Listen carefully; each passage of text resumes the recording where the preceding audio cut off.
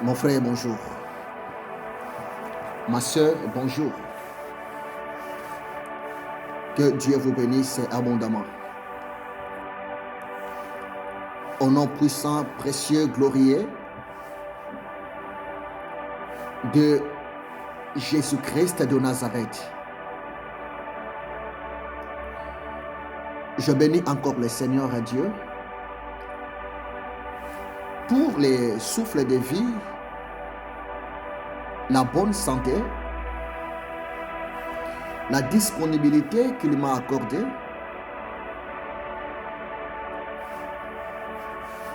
de m'approcher encore auprès de vous. Oui, Dieu est tellement bon. Notre Dieu est tellement généreux. Notre Dieu est tellement amour. Parce que la parole de Dieu nous dit, dans Ecclésiaste 8, verset 8, l'homme n'est pas le maître de son souffle de vie. La femme non plus n'est pas la maîtresse de son souffle de vie. C'est Dieu qui est le maître de nos souffles de vie. C'est pour cela, mon ami, l'homme intelligent, la femme intelligente, c'est une personne qui a le goût de s'approcher, la volonté de chercher constamment la face de l'Éternel Dieu dans sa vie. Mon frère, ma soeur, le Saint-Esprit m'a mis à cœur de partager ensemble avec vous un verset biblique.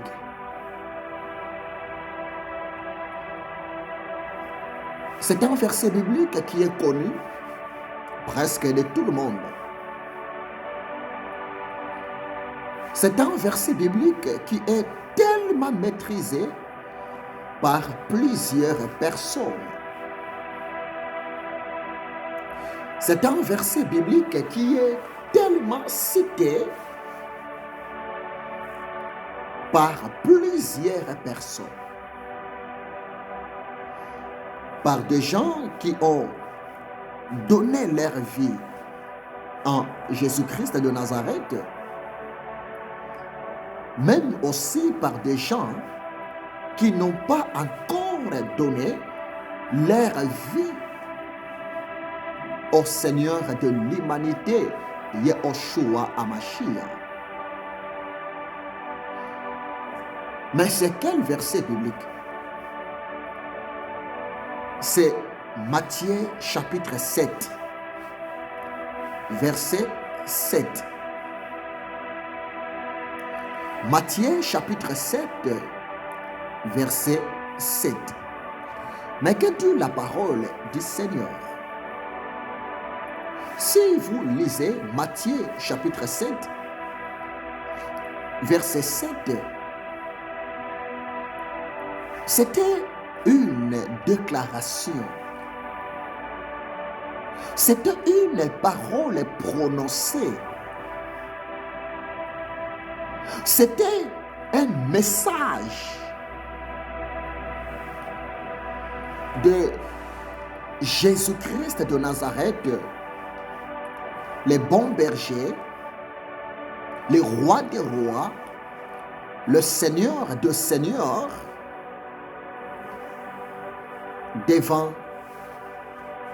ses apôtres, devant ses disciples. Oh bien-aimé, Jésus de Nazareth,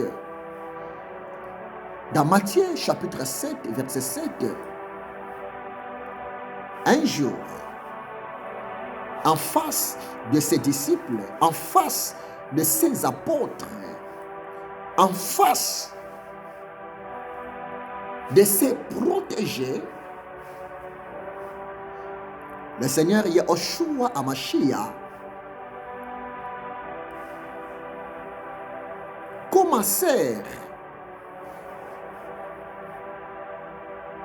à leur dire ainsi: demandez et l'on vous donnera. Cherchez et vous trouverez. Frappez la porte et l'on vous ouvrira. Oh bien-aimé, c'est une déclaration que tu connais, mon frère.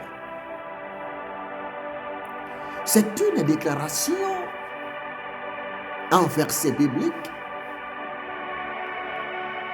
Peut-être tu exploites ça, tu parles de cela chaque jour. Mais écoutez-moi très bien. L'Éternel Dieu, il est le Dieu de principe. L'Éternel Dieu n'est pas un Dieu naïf. Non, bien-aimé. L'Éternel Dieu n'est pas un Dieu négligent. L'Éternel Dieu n'est pas un Dieu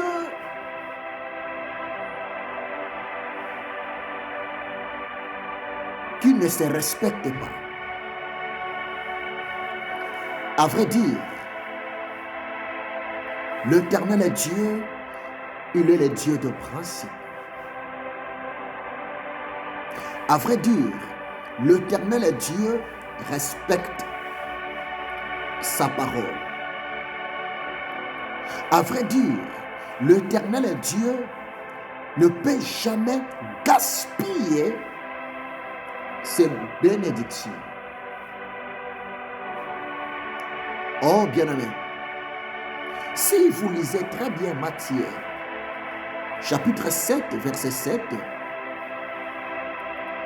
Jésus de Nazareth ne parlait pas à la foule. Jésus-Christ de Nazareth ne parlait pas devant n'importe qui. Mais le Seigneur, Jésus-Christ de Nazareth, ces jours-là, il parlait directement à ses disciples. Il parlait directement aux gens, aux personnes qui l'ont accepté comme le roi de leur vie, le maître de leur vie, le Seigneur de leur vie. C'est pour cela, bien-aimé, Matthieu chapitre 7, verset 7, cette promesse a beaucoup plus des effets, de l'impact dans la vie d'un disciple de Jésus-Christ de Nazareth.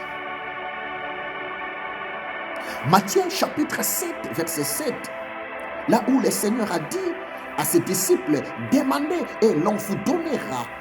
Cherchez et vous trouverez. Frappez la porte et l'on vous ouvrira. Bien-aimé, cette parole est beaucoup plus adressée aux serviteurs de Dieu, aux servantes de Dieu, aux enfants de Dieu. Croyez-moi, c'est la vérité. Parce que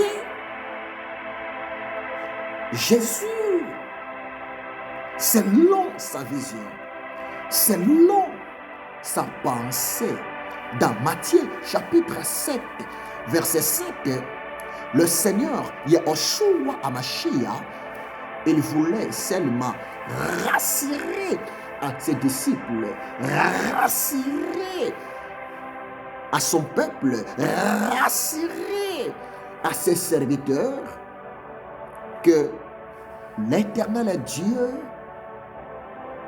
est capable de tout.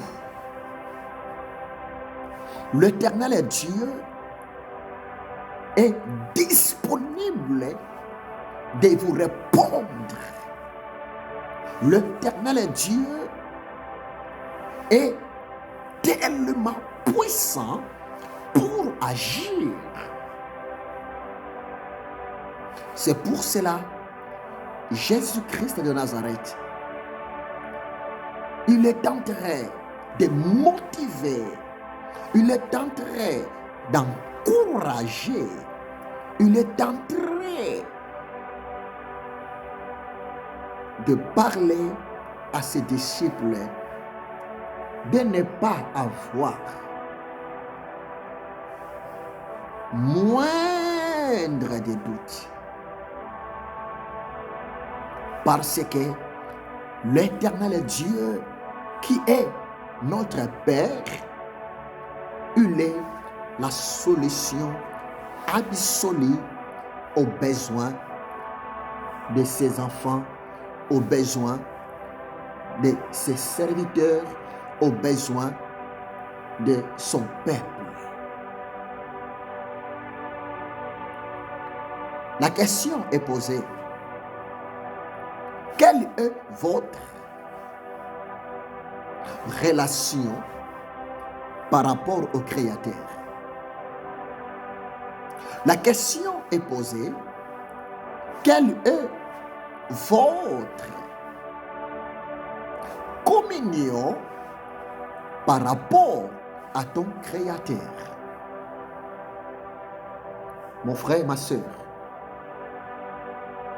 les problèmes que tu as,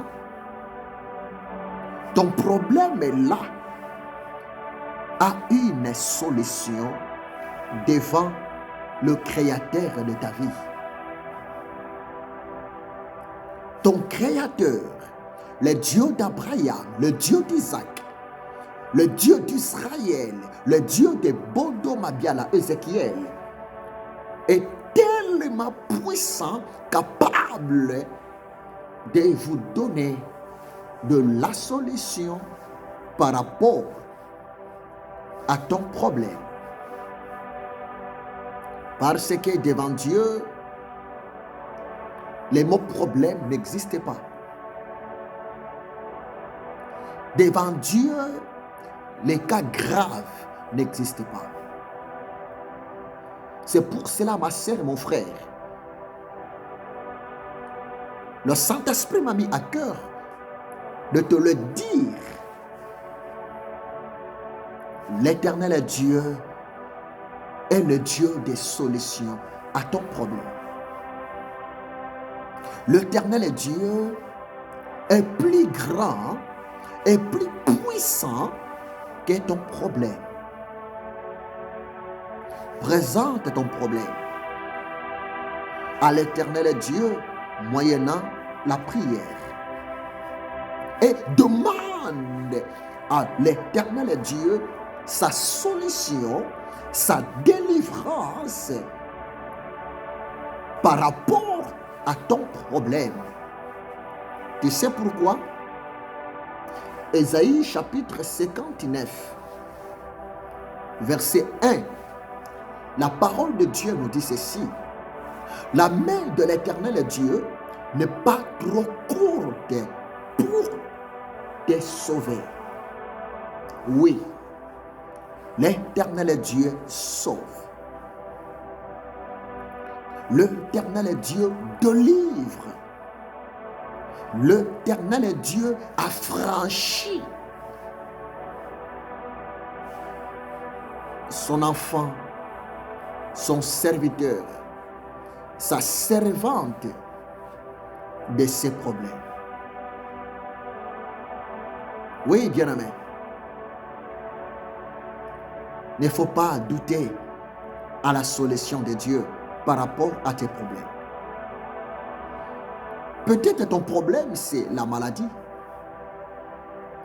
Laisse-moi te dire ce qui est vrai. Si toi, tu es malade, ton Dieu n'est pas malade. Ton Dieu, c'est la santé. Si toi, tu es malade, ton Dieu, c'est la guérison. Si toi, tu es malade, ton Dieu, c'est le miracle. Son nom, Yahvé Rapha. Yahvé Rapha voulait seulement dire l'Éternel Dieu qui guérit toutes tes maladies. Croyez-moi, c'est la vérité. Qu'est-ce que tu veux? Jésus a dit, demandez et l'on vous donnera. Mon frère, ma soeur, l'Éternel Dieu est disponible. Il est prêt de te donner ce que ton cœur désire. C'est écrit même dans sa parole. Fais de l'Éternel tes délices et il te donnera ce que ton cœur désire. Recommande ton sort à l'Éternel. Recommande tes problèmes à l'Éternel. Recommande ton cas grave à l'Éternel. Recommande tes difficultés à l'Éternel. Recommande tes projets à l'Éternel. Recommande ta vision à l'Éternel, Dieu ton Créateur. Mets en lui ta confiance. Mets en lui ta foi. Mets en lui votre espoir. Et l'Éternel Dieu agira pour toi. L'Éternel Dieu te donnera de la solution par rapport à tes besoins. Oh bien-aimé, Matthieu 7, verset 7, c'est une promesse. Mais pour expérimenter Matthieu chapitre 7, verset 7, le Seigneur Jésus nous parle de savoir exploiter la prière de demande. Oui, mon frère, ma soeur, l'Éternel Dieu est tellement puissant, il est capable de vous donner des jumeaux, de tripler, parce que le miracle vient de l'Éternel Dieu. Qu'est-ce que tu veux, mon frère? Si déjà tu as donné ta vie au Seigneur de l'humanité, Jésus-Christ de Nazareth, mon frère, ma soeur, vous êtes un enfant de Dieu. Et l'Éternel Dieu est ton papa. L'Éternel Dieu est ton maître, ton Seigneur. Ne faut jamais douter. Ne faut jamais limiter la grâce de l'Éternel Dieu pour ta vie. Tu sais pourquoi? C'est parce que l'Éternel Dieu te connaît par ton nom. Il te connaît par ton nom. Et il connaît tes besoins. Il connaît tes projets. Il connaît tes difficultés. Mais le Saint-Esprit m'a dit de te le dire. Parle moyennant la prière. Parle moyennant des déclarations de la foi. Ma soeur, le voyage, c'est rien devant Dieu.